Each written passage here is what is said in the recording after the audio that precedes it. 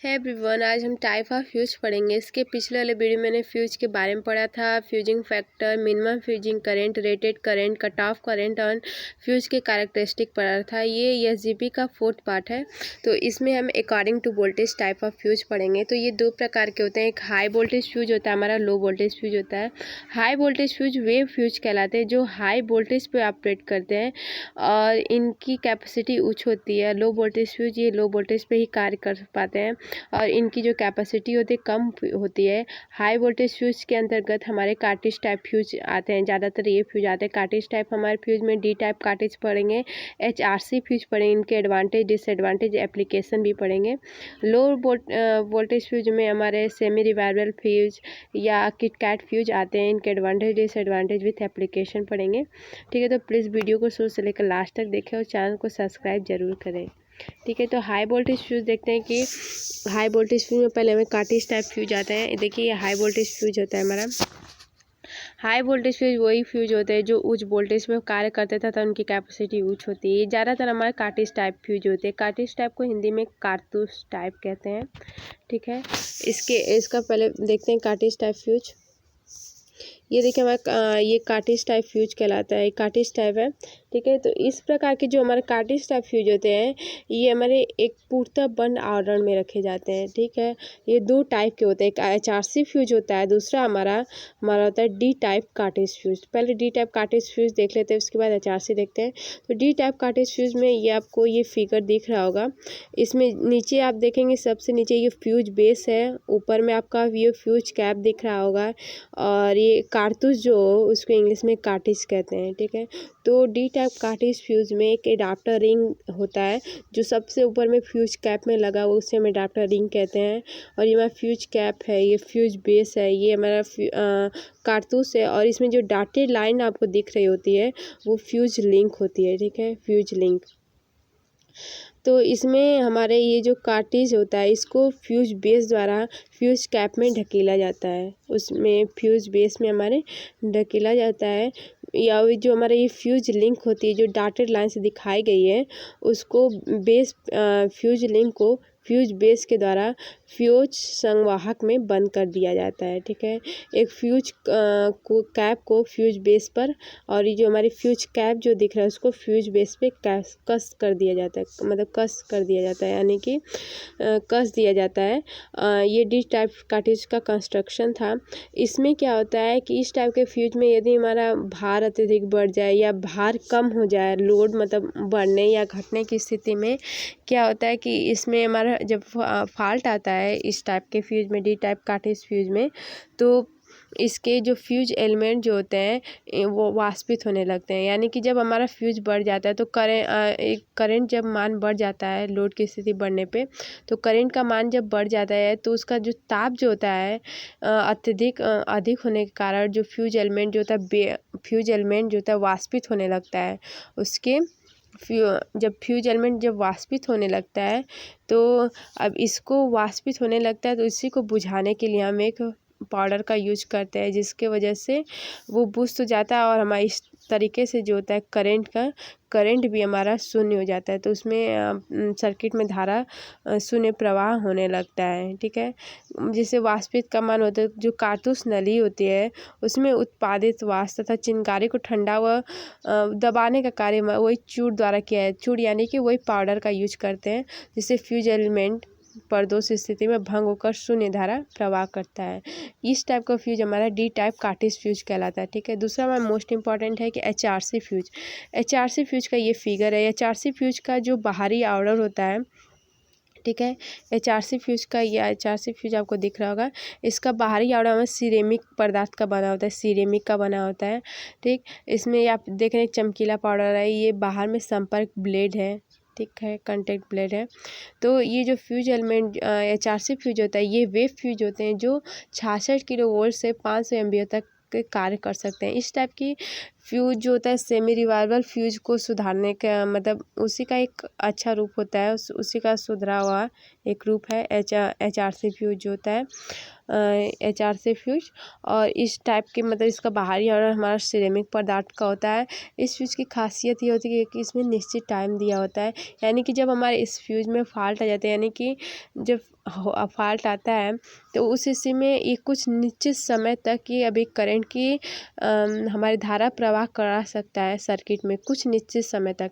अगर उस निश्चित समय में यदि हमारा फ्यूज ठीक हो जा रहा है, ठीक है, अगर यदि उस निश्चित समय में हमारा फ्यूज ठीक हो जाए तो हमारा सर्किट जो होता है वो डैमेज होने से बच सकता है। यानी कि इसमें कुछ निश्चित समय फॉल्ट होने के बावजूद भी कुछ समय तक इसमें धारा ये प्रवाह करा सकता है।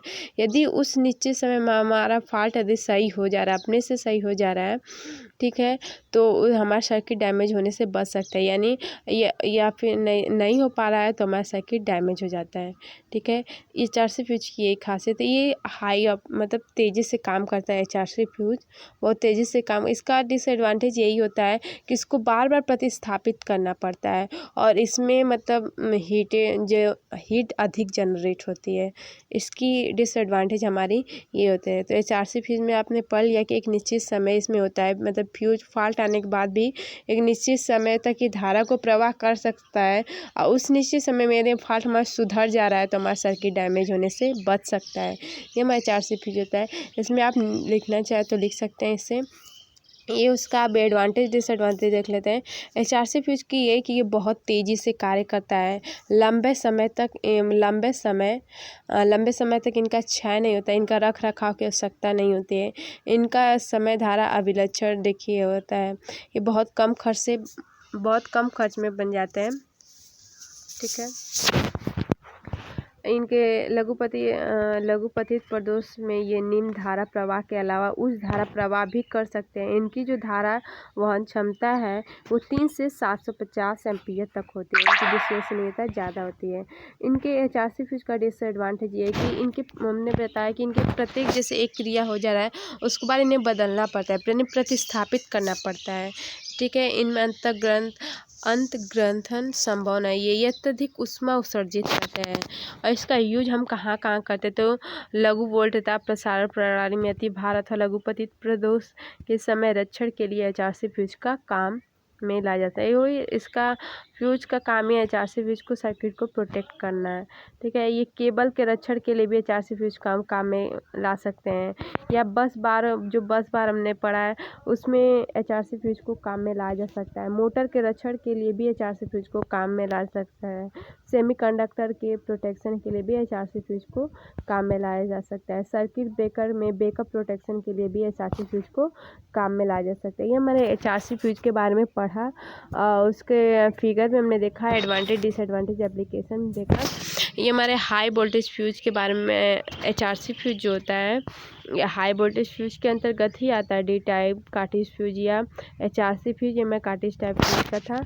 अब इसके बाद हम लो वोल्टेज फ्यूज पढ़ते हैं कि लो वोल्टेज फ्यूज क्या होता है। उसके अंतर्गत हमारे आते हैं सेमी रिवायरबल फ्यूज, ठीक है। देखिए ये लो वोल्टेज फ्यूज हमारा सेकेंड पार्ट है। ये लो वोल्टेज फ्यूज का हमारा फिगर है, ठीक है। ये लो वोल्टेज फ्यूज देखिए, जिसको हिंदी मीनिंग होती है अर्धवार्णी पुनर्तारीय fuse, semi enclose rewirable fuse, ठीक है। उसका ये फिगर है सेमी इनक्लोज रिवायरेबल फ्यूज। ये संपर्क होता है, ये फ्यूज कैरियर है जो साइड में दिख रहा है, ये फ्यूज भाग यानी इनके फ्यूज का पार्ट है, ठीक है। इस टाइप में फ्यूज ये सबसे ईजी फ्यूज होता है, सिंबल है, इसको बनाने में भी कम खर्च लगते हैं। इस टाइप के जो फ्यूज होते हैं ये हमारी यदि जैसे सिस्टम में फॉल्ट आ जा रहा है, ठीक है, तो जहाँ पे फॉल्ट आ रहा है वहाँ जैसे जहाँ से हमारा तार जो है कट जा रहा है वहाँ फॉल्ट आ जाए तो वहाँ से हम उसको कट करके वहाँ से उस पार्ट को हटा के जहाँ फॉल्ट आया वहाँ पे दूसरा वायर को हम लगा सकते हैं, ठीक है। इस टाइप के फ्यूज में ये किया जाता है। और लेकिन एक चीज़ का ध्यान रखा जाता है कि जहाँ से हम वायर को चेंज कर रहे हैं तो वहाँ से उसी जहाँ जो वायर को हम चेंज, जहाँ पे फॉल्ट आया है वहाँ जिस वायर को हम चेंज करें तो दूसरा वायर जो वहाँ पे लगाएंगे उसका स्पेसिफिकेशन सेम होना चाहिए, यानी कि जिस टाइप का पहले तार था उसी टाइप का होना चाहिए। ठीक है, उसके समान ही लगाए, नहीं तो सर्किट हमारा डैमेज हो सकता है। सेमी रिवाल्वर फ्यूज बस यही होता है कि इसमें हमारा देखिए इस प्रकार के फ्यूज़ में घरेलू वायरिंग या छोटे धारा परिपथों में ही होता है। इसमें फ्यूज जो होता है, फ्यूज होल्डर इसमें जो होता है पासली नामक विद्युतरोधी पदार्थ का ही बना रहता है। जैसे कि फ्यूज में वायर अति धारा या लघु पथ धारा के कारण जब जल जाता है तो फ्यूज वाहक को हटाकर यानी उसके स्थान पर नए तार को जोड़ा जा सकता है तथा कार्य हमारा पुनः प्रारंभ किया जा सकता है। फ्यूज वायर से जो होता है वो सीसा, कॉपर या टीन शीशे की धातु का बना होता है। फ्यूज वायर को समान आकार एवं विनिर्देशों यानी कि स्पेसिफिकेशन के फ्यूज वायर को बदला जाना या अन्यथा परिपथ में जलने का खतरा होता है। जैसे कि बताएं कि इसमें वही जो अगर हमारा फॉल्ट आ जा रहा है तो वहाँ से फ्यूज को कट करके हटाकर वायर को हटाकर फिर दूसरा वायर लगा, लेकिन उसका स्पेसिफिकेशन जो पहले वायर था वही रहना चाहिए, उसी आकार का उसी साइज का रहना चाहिए, तभी नहीं तो यानी हमारा सर्किट डैमेज हो सकता है। इसके एडवांटेज ये होता है कि इनमें तार को बदल कर पुनः कार्य में लिया जा सकता है, मतलब इसमें तार को बदलना पड़ता है। इसकी कीमत हमारी कम होती है, इनके स्थानांतरण सरलता से हो सकता है। इसकी बनावट जो होती है हमारा सरल होती है, इनको घरेलू कार्य में, अब ये आपके एग्जाम में इंपॉर्टेंट है, 4C फ्यूज हुआ, सेमी रिवाल्वर फ्यूज हुआ, इंपॉर्टेंट होते हैं। डिसएडवांटेज क्या होते हैं कि इनकी जो प्रोटेक्शन कैपेसिटी होती है वे ही कम होती है। ये वातावरणीय से ज़्यादा प्रभावित होने वाले और लंबे समय तक काम में नहीं ला जा सकता है। ठीक है, इस फ्यूज की यही हमारे डिसएडवांटेज, लेकिन हमारा 4C फ्यूज था कि उसको हम लंबे समय तक हम कार्य में लिए जा सकते हैं। ठीक है, फिर इसका है कि ये पुराने होने पर, जब ये हमारे पुराने हो जाते हैं, पुराने होने पर इनका जो धारण निर्धारण होता है वो कम हो जाता है। इनकी परिशुद्धता का आकलन संभव नहीं है। इनमें लोकल हीटिंग, ढीले संयोजन, लूज कनेक्शन कारण बढ़ जाता है। यदि प्रतिस्थापित फ्यूज तार उसी आकार व स्पेसिफिकेशन का नहीं होगा तो इसमें परिपथ को जलने का खतरा होता है। ठीक है, तो ये हमने पढ़ा टाइप ऑफ फ्यूज, उसके एडवांटेज, डिसएडवांटेज, एप्लीकेशन। ठीक है, और लो वोल्टेज फ्यूज के भी इसी तरह प्रकार से पढ़े, तो प्लीज़ अब इसके आगे हम सर्किट ब्रेकर के बारे में पढ़ेंगे, सर्किट ब्रेकर के टाइप्स के बारे में पढ़ेंगे। तो प्लीज़ चैनल को लाइक शेयर सब्सक्राइब करें। यदि आपको वीडियो पसंद है तो प्लीज़ इसे सब्सक्राइब करें और ज़्यादा से ज़्यादा शेयर करें। Thank you.